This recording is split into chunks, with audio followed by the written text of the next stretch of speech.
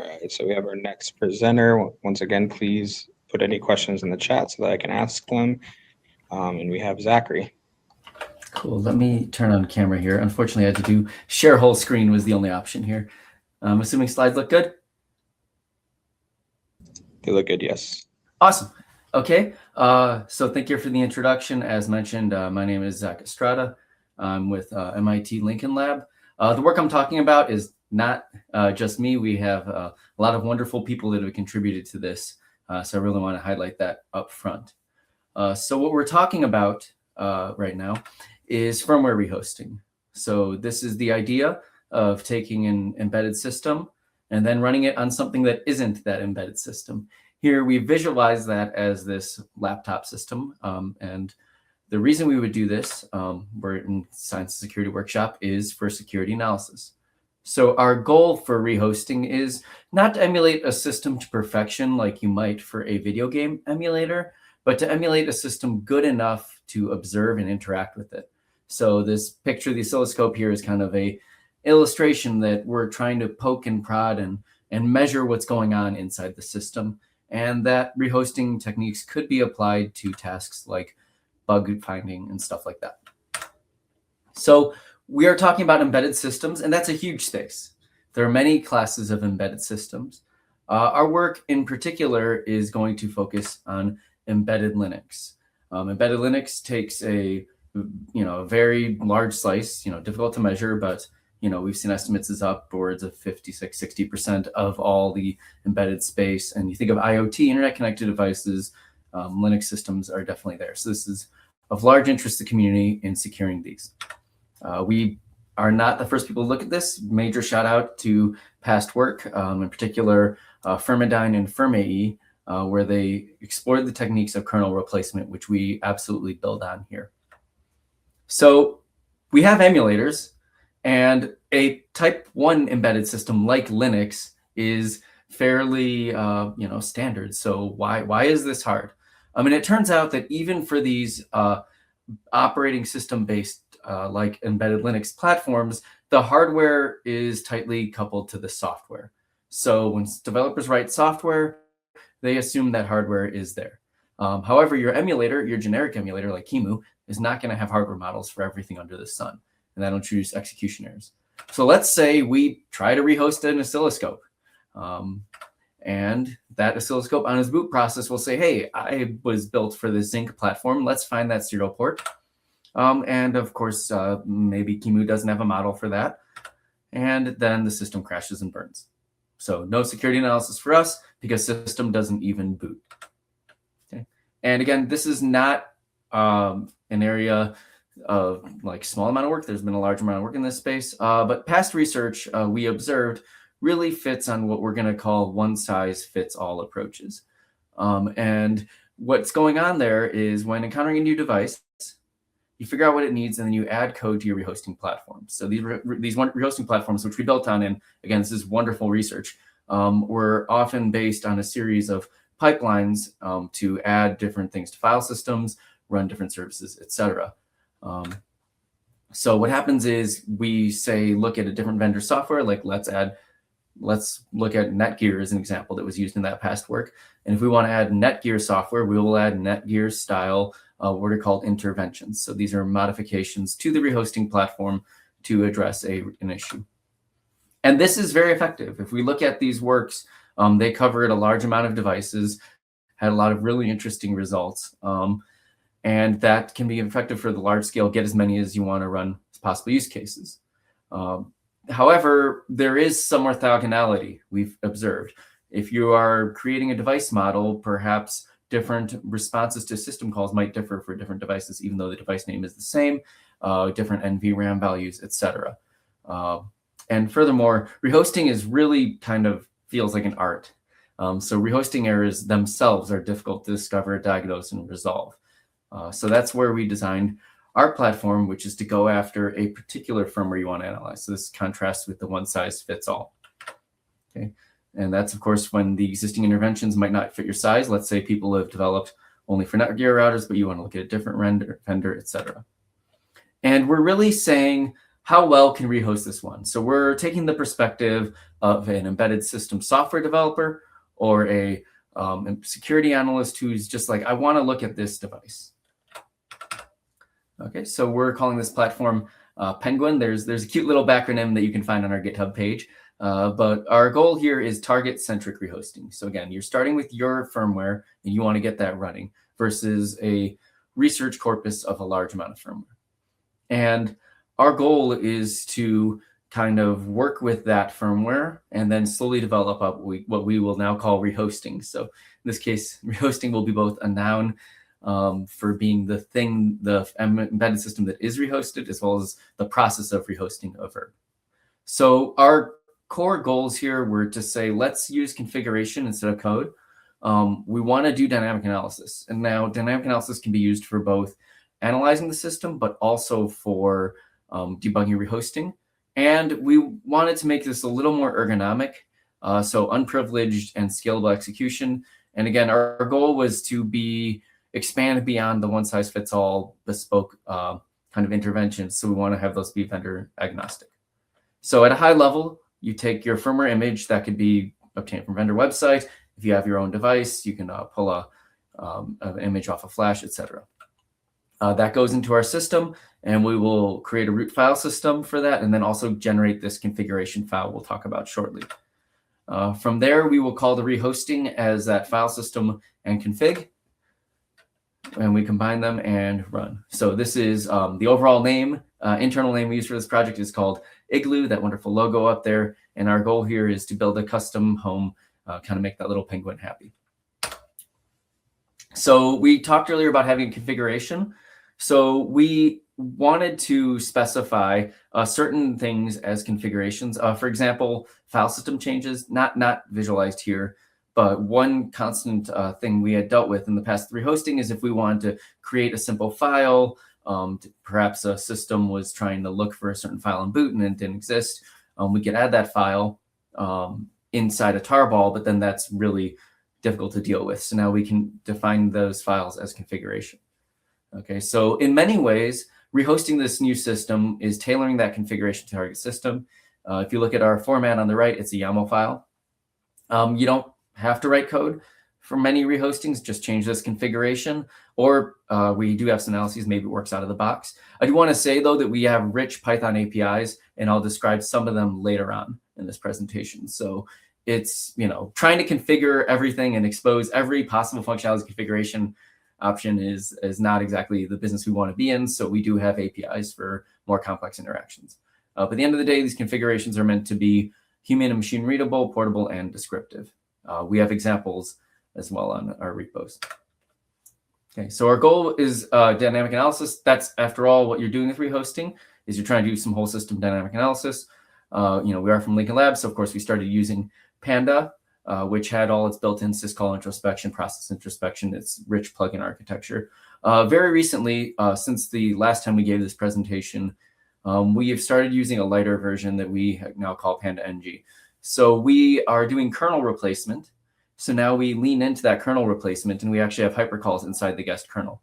And that makes some tasks significantly easier, because now we're not always presenting ourselves with a system that's dealing with the VMI type issues. For example, when we have to deal with memory access, reliable memory access from the hypervisor layer, if you've ever done any VMI type task that can be challenging, we just ask the guest kernel to help us. Furthermore, QEMU has moved a lot since Panda was released, so we are now more in sync with upstream QEMU. And at the end of the day, we do these dynamic analyses for two things. One is the whole point of running rehosting is you want to look at a system, see what it's doing, and lastly, to figure out what's going on in that rehosting.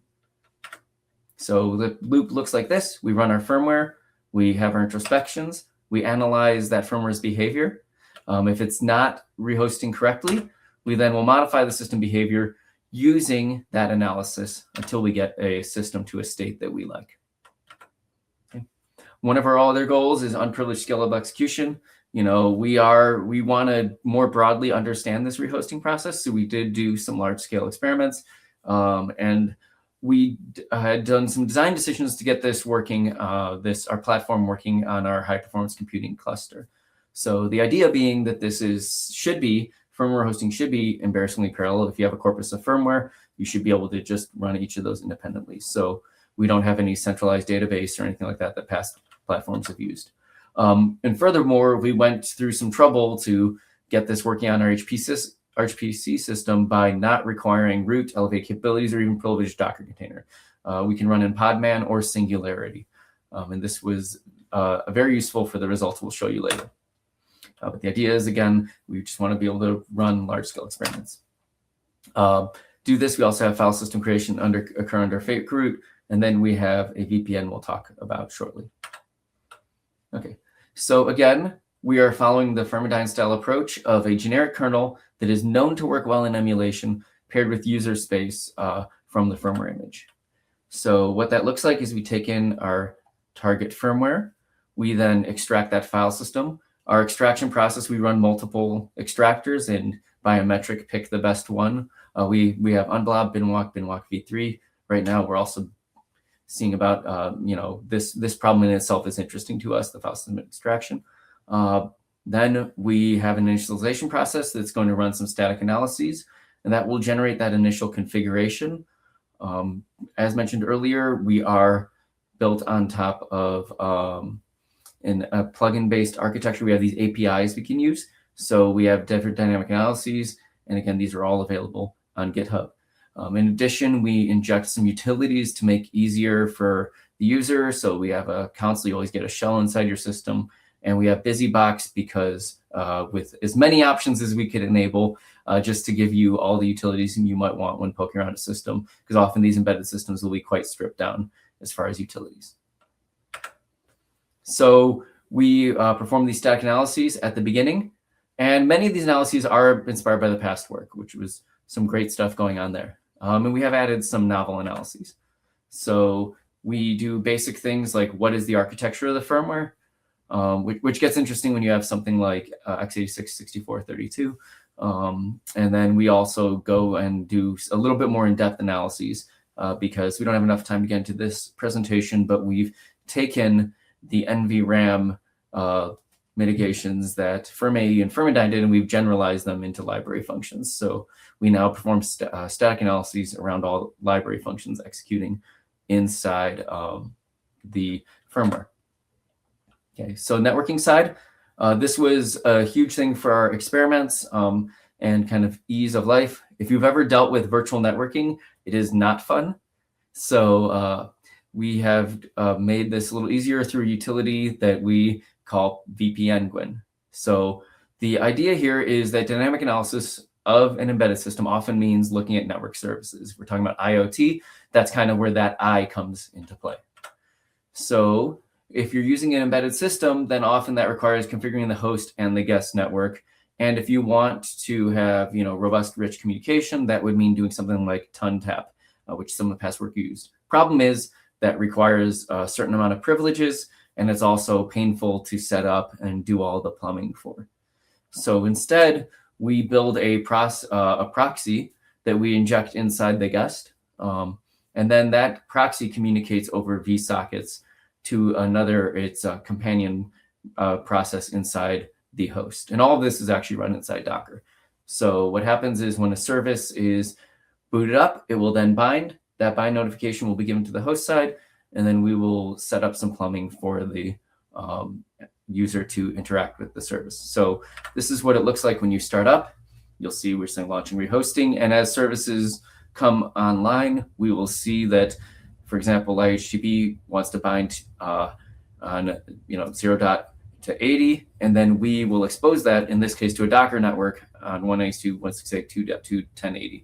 And all that's done automatically if you go ahead and pull our Docker container. So we set our goal is target the kind of target-centric firmware analysis, but we still want to make sure that we're at least at parity with state-of-the-art for the large-scale rehosting. We want to make sure that what we're doing is not going to be worse than state-of-the-art at best. So we took a firmware corpus of 13,649 firmware images, and this we tried to get a diverse corpus. there are going to be some large chunks from the vendors that have more software, but we try to get a diverse corpus. And it's across 69 vendors. So we ran our firmware for 600 seconds looking for a web server to start. This is to be in parity with past work. So we also ran FirmAE on the same corpus for comparison. And FirmAE does have in its results the ability to say, hey, did a web server start? So that's what we're using. This is our comparison metric. So what we saw is that we do start a significant amount of firmware. There are some that FirmAE only starts and we don't. So that's something for us to look into, is areas where we might have a little bit of a regression on past work. But by and large, we start significantly more firmware. That's almost 75% more web servers than FirmAE. And when we take a quick look at our top vendors, so these are the top vendors that we see represented in our data set, we see that where FirmAE will work very well on the vendors it was designed for, we extend to novel vendors that our system was not necessarily designed directly for. Okay, so digging a little bit deeper into these results, this is an ablation study of sorts, but we said, okay, our Penguin starts 7,710 web servers, but let's actually try and interact with those. And it turns out that only 75% of those give a non-empty response. So again, the kind of standard academic community does web server start metric. We immediately chop off 25% because they have an empty response or don't respond at all. So we try to, if you think about it, if you want to have more complex interactions, you might get something, that number could drop even more. That said, for those that had non-empty response, we want to figure out what was helpful in the rehosting. Again, this is like an ablation study. And what we saw was that certain features were very useful. We kind of see a vendor dependence. So for example, we see that force www, this is a mitigation from the FirmAE folks that says, hey, if we have a web server in there, just start it, see what happens, see if it sticks around. And we saw that for certain firmware that was absolutely required. For others, it didn't help. Our library function analysis we saw was very helpful across some vendors as well. There is some curious, as we were running experiments, what we saw was that sometimes we would have like false positives, false negatives. So we're like, hold on a second, what's going on here? So we started wondering about non-determinism here. If you take the same thing, rerun it, we expect to see the same results, but this is dynamic analysis of a complex system. So there are a lot of moving parts here. So what we did is we want to just run each configuration multiple times for that previous slides experiment, but we also wanted to track that non-determinism. So that's what we're showing here. And what it looked like is for the firmware that did not start or did not succeed in the first experiment, about 15% would work on a second. So there is some non-determinism, but it drops off pretty quickly. So a few repeats should be sufficient to observe if your configuration is correct. So you don't need to hopefully be too worried about having to run a million times expecting different results. All right, I'm gonna roll right into an example here, a case study, because I think that's fun. So let's say you are actually looking at an oscilloscope. That example we used of an oscilloscope for analyzing a system, well, turns out we looked at that. So let's say somebody makes you as a, let's say you're a technician in an electrical engineering department at a university, and you find this blog post. And this blog post says, hey, there's a vulnerability on oscilloscopes. So you then go ahead and download the firmware for your oscilloscope, package it into that image, and start loading it up into Penguin. So we can start that oscilloscope, and we see the rehosting starts. And as services come up, again, our VPN reports us different endpoints we can connect to. And we see right away the HTTP server starts up. So we're happy with that. That's a good result. And we open up the web page and we get something that looks kind of believable. Yeah, there's undefined serial numbers and whatnot, but again, this is rehosting, not high fidelity emulation. So we're like, great, this is cool. That website had a POC. Let's throw that and see what happens. And of course, we get an error message. We're like, okay, well, this doesn't really tell me a whole lot. Error to open file. To me, that doesn't sound like this version of the firmware is patched. To me, that sounds like an error with our rehosting. So we go ahead and open up our web page to that same endpoint and see the same message. So not too surprising, but nice to see. Okay, now we're unhappy because we wanted to do our security analysis. We have to fix our rehosting. So if we look through the console output, we have redirected what would be on the serial console if the device was hooked up to serial console. And we look at that output and we see immediately there is an issue around mount failed. So we're just going to take a guess. We have all sorts of utilities like for digging in more detail, but let's just take a guess. What if that mount succeeded? Let's just make that mount succeed. So we do have a plugin which says, hey, pretend like mount succeed. Now, this doesn't mean that you create file systems or anything. It just quite literally means make that system call succeed. So we go ahead and do that and rerun our rehosting, and the exploit works and the web server is running as root, which I don't know if we should be super thrilled about, but that is the state of things, at least for this firmware version. Now we can then go and report that to the vendor, or we can try the newer version. Like I said, as a technician, I might want to try the newer version and make sure that still doesn't work on that newer version. Okay, so that was most of this presentation has been kind of where the platform was last year. We've been doing a lot of work to add features. So we have a rich plugin API. This goes from all sorts of features to host-guest communication. We expose Linux kernel user space instrumentation. So if you dealt with uprobes in the Linux context, we actually have nice Python APIs for interacting with those in rehostings. We have VMI-like capabilities if you want to get operating system that kind of like process names and that stuff. We even have the ability to interact with the kernel at quite a low level from Python plugins. This is kind of amazing. You can access kernel data structures, just Python objects, and you can call into kernel code. So you could, in theory, develop a kernel module entirely in Python and have it run back and forth with the guest. We can interact with the file system, and then we can do syscalls. So I'm going to do the risky thing here and show some code just to give a flavor of what's going on. So let's say instead of making all mounts succeed, we want to make all file opens succeed. So this is an example of a plugin that would do that. We use Python decorator to tie your function to an event. So in this case, this function will be called whenever sysopen fails. So we see syscalls.syscall on sysopen return, and if that return is an error. Your defined function, you provide arguments, and those arguments will actually be filled in with the syscall arguments. So for open, we expect a pointer to a string that's a file path, and then flags and mode. So for that pointer that's a string to a file path, we can use our portal capability to read the strings in from guest memory. And then we use our operating system introspection. Again, this is our VMI-like feature for those that are familiar with that space to get the process context, name of the process, et cetera.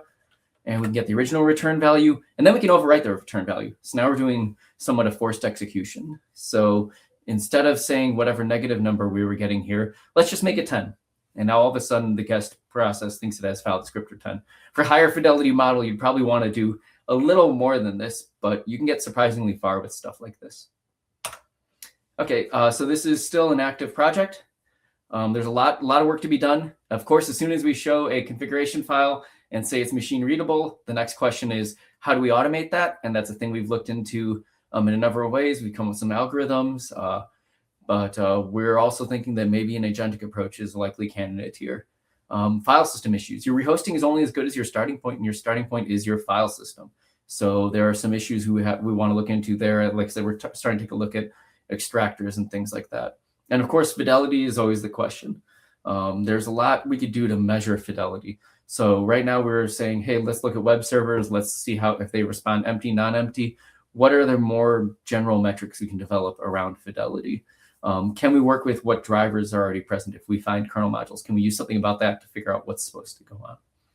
All right. So that was all we had to say today. I know might have squeezed a lot into a little bit of time, but I definitely want to say we are open source. So we have github.com/rehosting, kind of hits all our various projects, but this main entry point, github.com/rehosting penguin, gets you the tool we talked about here.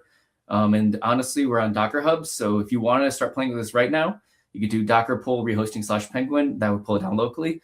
If you want to start playing with this right now and just want to use your web browser, you could do that. We have a Pwn College module called Linux Firmware Rehosting, and that's using our tooling. So that's available just pwn.college. and scroll right over to Linux firmware hosting and get started. All right, so with that, are there any questions?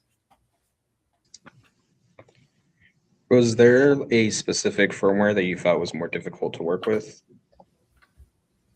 There are specific firmware. Honestly, it's the ones where we run into the extraction failure are really the challenge, because like I said, that's your starting point. Okay. So if you can't even get the firmware going, then you're in a trouble. But we were looking to be kind of, like I said, vendor agnostic. So we weren't like, oh, let's focus on this vendor versus that vendor. Okay. And then when you had mentioned about like being good enough, so like you're not doing a full emulation to where everything's working perfectly. What kind of thought process went into like what areas were good enough for that outcome? That is always I know this is called the science of security. I would almost call that the art of rehosting. So it really depends on like that blog post example I gave you. We said, oh, we know that this firmware version should have that kind of issue.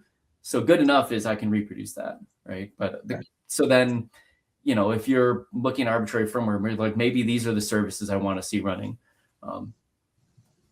Okay.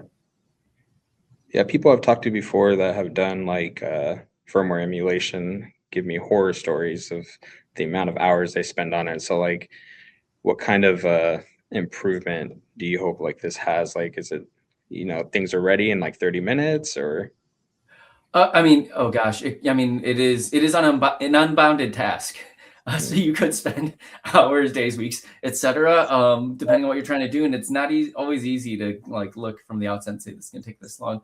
But I do think this tool is, if we're talking about tooling specifically, is significantly easier than past work. We've really tried to make it quite a bit more ergonomic. So we have a question that are the tools, the underlying emulation tools that you're building, support lots of firmwares, or is it just a few types like ARM? So we are basing ourselves on upstream QEMU, and we have a number of architectures. I might forget them all, but we have ARM, MIPS, x86. We have RISC-V. I think we even have PowerPC. I just need to look at my unit test to remember all the ones, but we're trying to be very broad. Okay.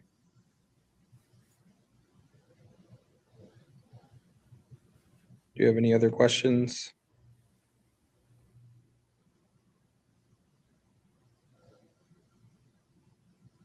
No? All right. Awesome. That was awesome. Thank you. Thank you.